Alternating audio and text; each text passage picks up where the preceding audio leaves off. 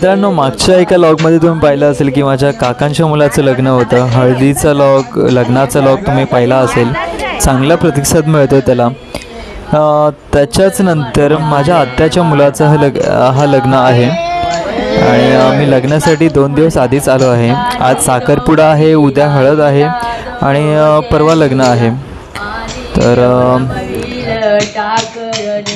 टाकरणी द्यावाई आमगरी येवा कुलवंता देवा तांदूळा.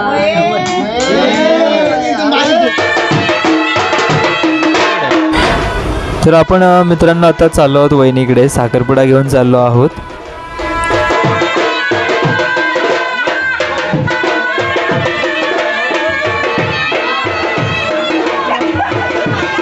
तर आपण आता पोचलो आहोत वहिनीच्या घरी आणि इथे आपल्या भावाचं औक्षण होतं आहे. इथे त्याला ओवाळलं जातं आहे. वहिनीला सुद्धा ओवाळतील आणि मग इथे त्यांना एकमेकांना रिंग घालून इथे साखरपुडा जो कार्यक्रम आहे तो उरकून घेतील.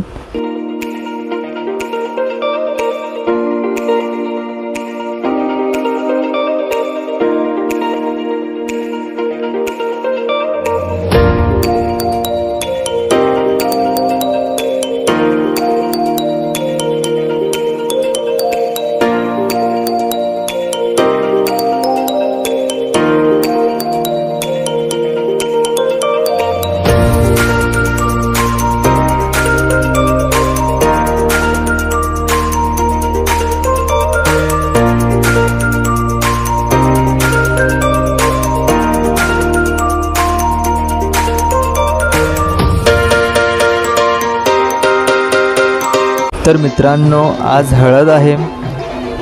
ॲक्च्युली मलासुद्धा घाई आहे थोडी. पटापट हळद आटपायची आहे. थोडं ऑफिसचं काम आहे आणि मला जरा लवकर म्हणजे काही कामासाठी मी तुम्हाला पुढे सांगेनच, पण मला थोडं निघायचं आहे म्हणून मी थोडी घाई पण करतो आहे.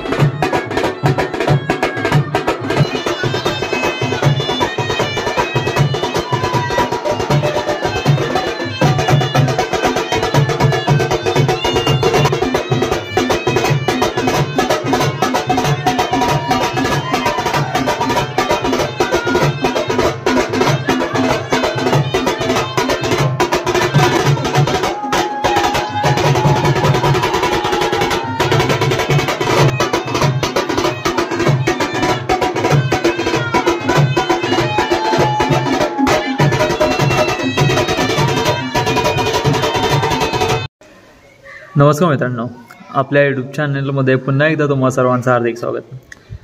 लास्ट टाईम तुम्ही पाहिलं असेल की माझ्या काकांच्या मुलाचं लग्न होतं. त्याचं हळदीचं सेरेमनी वगैरे सगळं पाहिलं असेल. हळदी लग्नापासून सगळ्या व्हिडिओज पाहिले असते. ॲक्च्युली आज माझ्या आत्याच्या मुलाचं लग्न आहे. म्हणजे आज हळद आहे, उद्या लग्न आहे.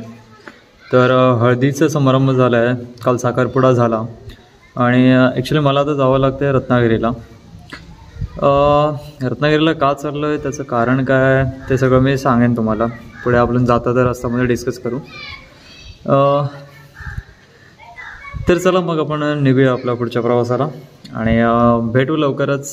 आणि ही स्टोरी इंटरेस्टिंग असेलच तुमच्यासाठी आणि माझ्यासाठी सुद्धा खूप इंटरेस्टिंग आहे. आता मी आहे इथे खरसेला माझ्या गावी आणि इथून मी निघतो आता रत्नागिरी चिपळूणला, जिकडे चला. तर मग आपण निघूया आता. जाता तर मी तुम्हाला सगळं सांगतो. तर चला मग भेटू आपण आपल्या बाईक राईडला. चला तर.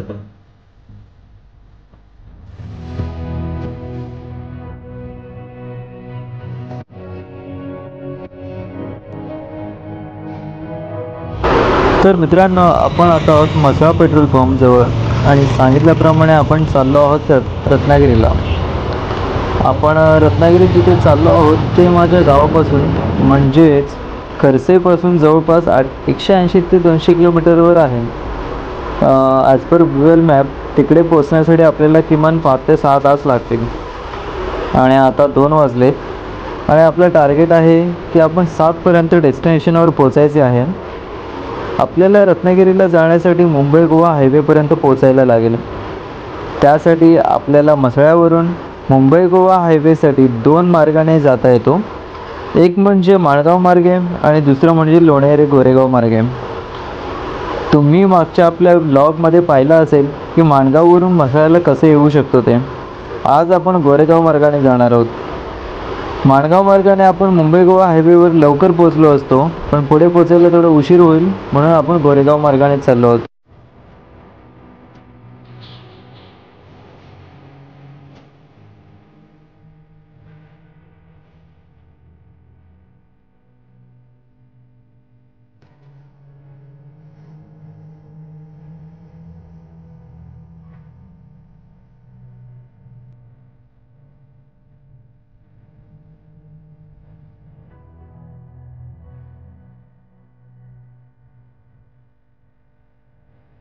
तर मित्रांनो, हे आहे आमच्या म्हसळ्याचं चेकपोस्ट. इथून डावीकडे गेलो तर माणगावला जाऊ, पण आपल्याला लोणेरे मार्गाने जायचं आहे म्हणून आपण सरळ पुढे जाऊ.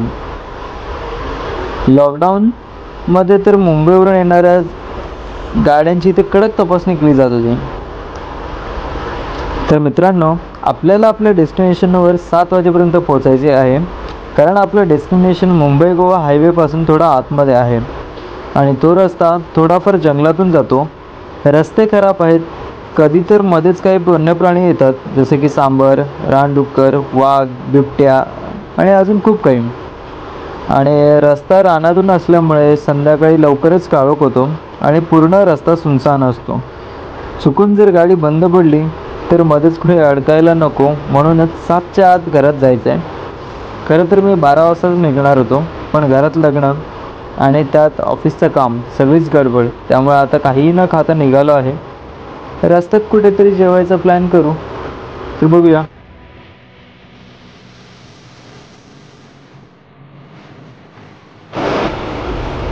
आता मी इकडं निघालो आहे खरं, पण निघताना घरचे खूप काळजीत होते, कारण की मी एकटाच चाललो आहे आणि बाईकने चाललो आहे. सोबतही कोण नसल्यामुळे मग आणि ॲक्च्युली जेवलो पण नाही मी, तर न जेवताच निघालो आहे, कारण की सगळी गडबड झाली होती निघताना आणि निघायला ऑलरेडी उशीर झाला होता. म्हणून मग तुला अजून उशीर नको म्हणून मी लगेच तसं काही न खाता पिता निघालो.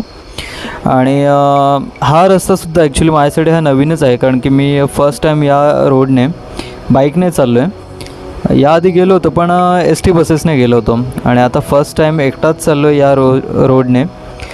तसं मी निघायच्या आधी इकडच्या म्हणजे माझ्या दादाला वगैरे किंवा घरच्यांना विचारलं होतं की हा रस्ता कसा आहे इकडचा, तर त्यांनी सांगितलं होतं की रस्ता तसा चांगला आहे मध्ये, पण मध्ये कुठेतरी काम चालू असल्यामुळे मध्ये थोडेसे खड्डे आहेत आणि हा पूर्ण रस्ता जंगलातून जातो. आणि तसा रस्ता खूप शांत आहे, एकदम सुनसान रस्तासुद्धा आहे हा, पण मध्येच कुठेतरी असे धोक्याचे वळणंसुद्धा आहेत, जरी खूप म्हणजे असे टर्निंग आहेत. आणि तिथे या रस्त्याला मोस्टली कंटेनर्स वगैरे असतात, मोठमोठे व्हेकल्स आहेत, गाड्या येतात, कंटेनर येतात, बसेस येतात. त्याच्यामुळे जेव्हा कुठे वळण असेल, टर्न असेल, तिथं आपल्याला हॉर्न देतच पुढे जायचं आहे, कारण की हा रस्ता म्हणजे जर आपल्याला इथून पुढे जायचं असेल तर या रस्त्याने जावं लागेल.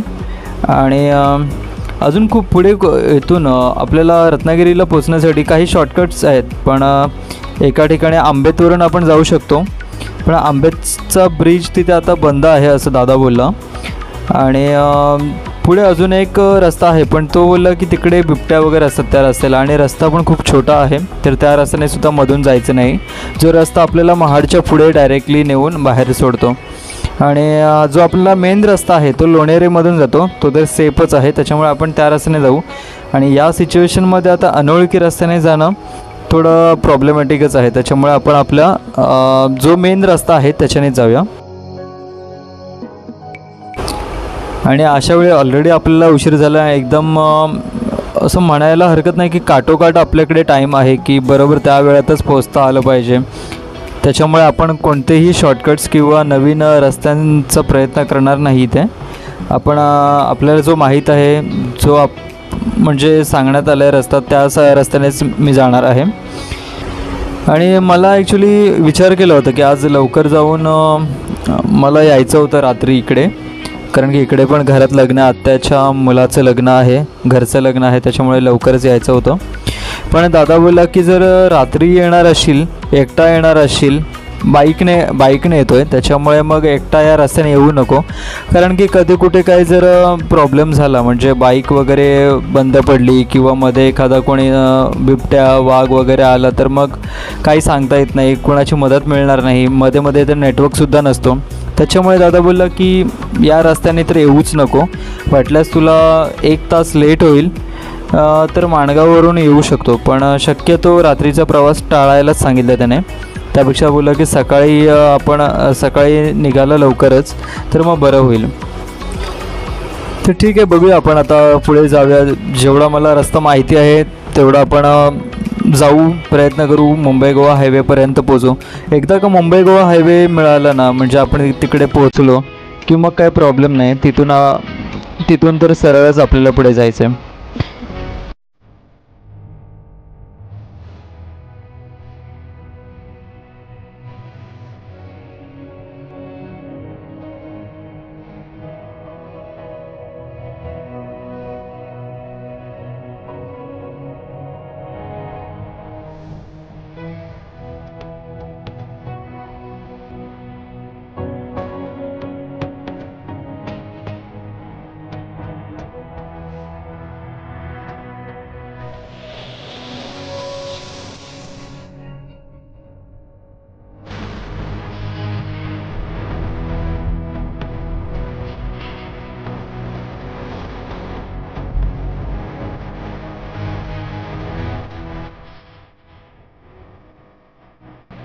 तर मित्रांनो, आता आपण लोणेरवरून राईट घेतला आहे, म्हणजे आपण मुंबई गोवा हायवेला आहोत. तर राईट घेऊन आता पुढे आलो आहे आणि इथून आता मुंबई गोवा हायवेला म्हणजे आपण आता मुंबई गोवा हायवेवर आलो आहोत. तर इथून आपण आता पटापट लवकरात लवकर पोचण्याचा प्रयत्न करूया. कारण की आता इथे पोचेपर्यंत 3 वाजलेत, म्हणजे ऑलमोस्ट ते 3:15 झालेत, ऑलमोस्ट 1.25 तास झाले. तर आता आपल्याकडे अजून 4 तास आहेत आणि 4 तासामध्ये बरंच म्हणजे अजून आपल्याला बरंच प्रवास करायचा आहे. अरे हां, तर तुम्हाला हे सांगायचं राहिलंच की आपण रत्नागिरीला कशाला चाललो आहे. तुम्ही म्हणत असाल की हा नुसता आम्हाला तिकडच्या गोष्टी सांगतोय, पण घरात लग्न असून एवढ्या धावपळ का करतो आणि धावपळ करून हा कुठे चालला आहे. तर मित्रांनो, ॲक्च्युली आपण चाललो आहोत रत्नागिरीला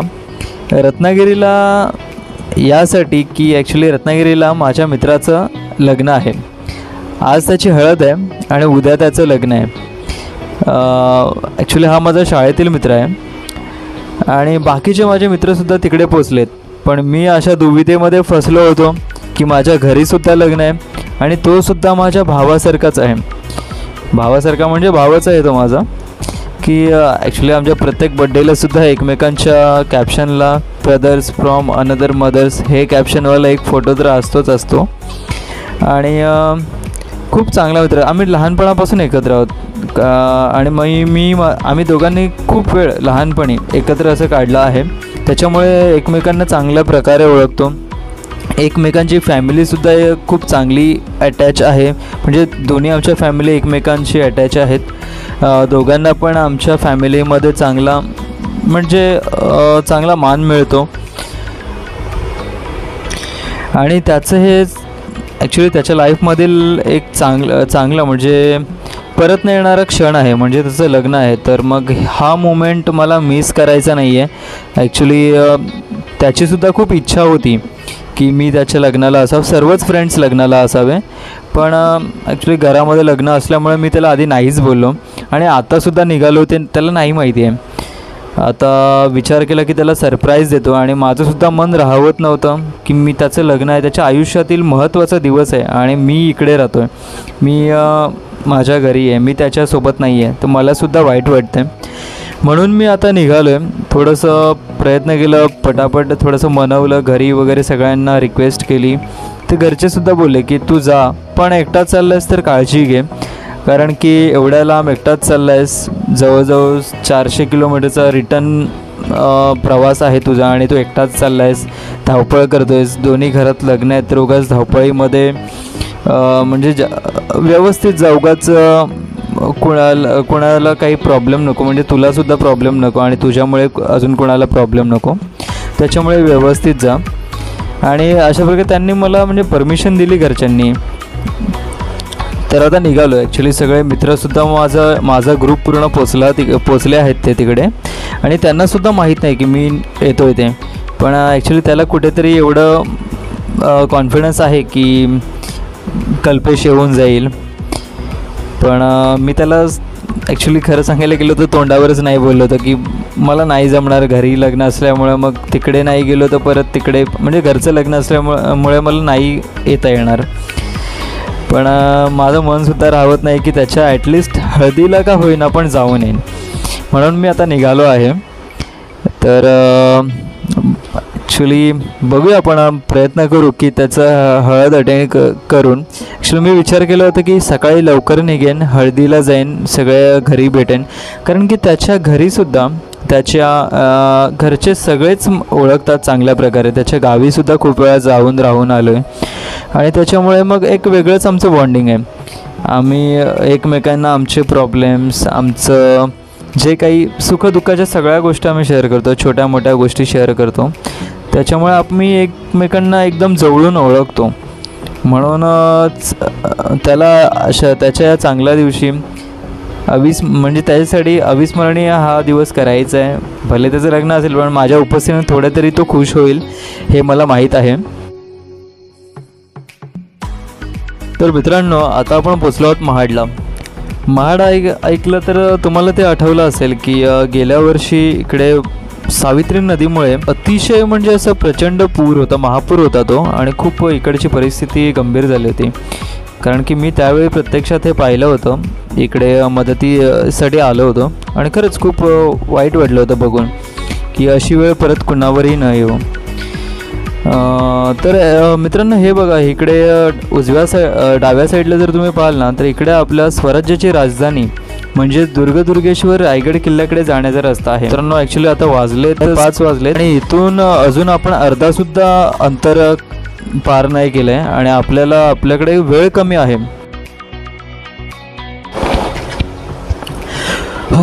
तर मित्रांनो, आपण आता पोचलो आहोत सावर्डेला.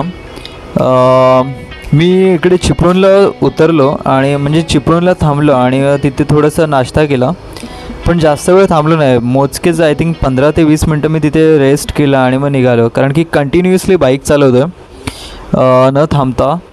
आता पण म्हणजे सावर्डेला मी पोचलो आहे नाश्ता वगैरे करून, आणि तरी पण आपण जसं प्लॅन केलं होतं ना, त्याच्यापेक्षा आपण अर्धा तास आधी इकडे पोचलो आहोत चिपळूणला.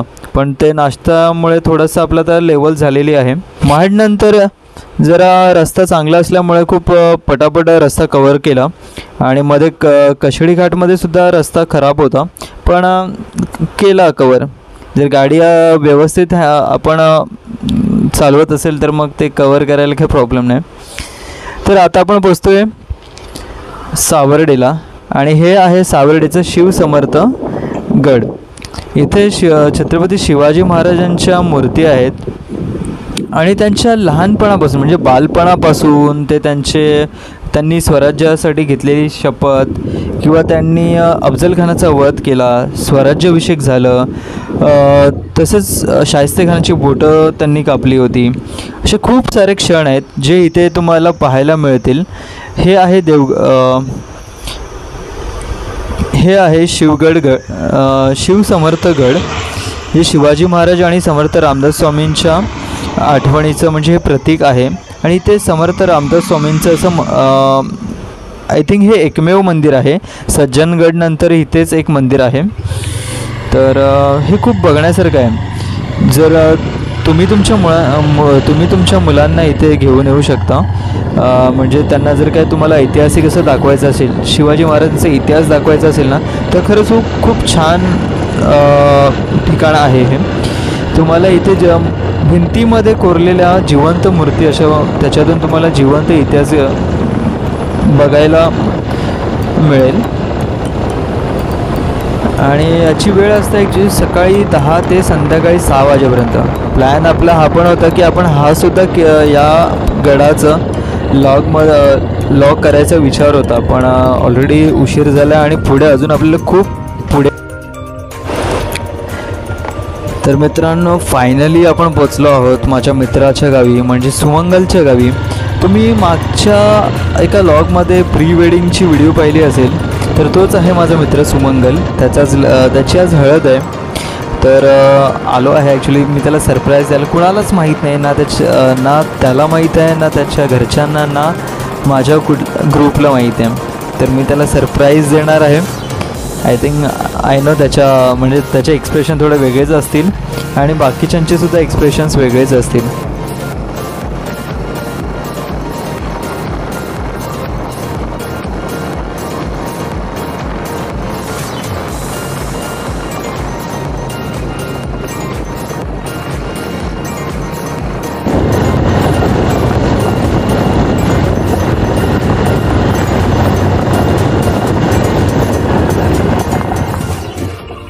अरे भावा, तू कसं झाला? हॅलो.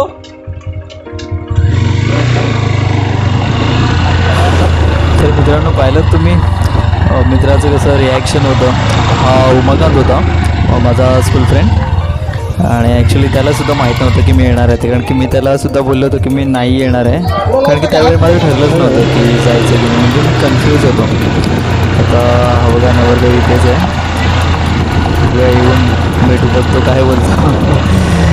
मी पण थोडा एक्सायटेड आहे.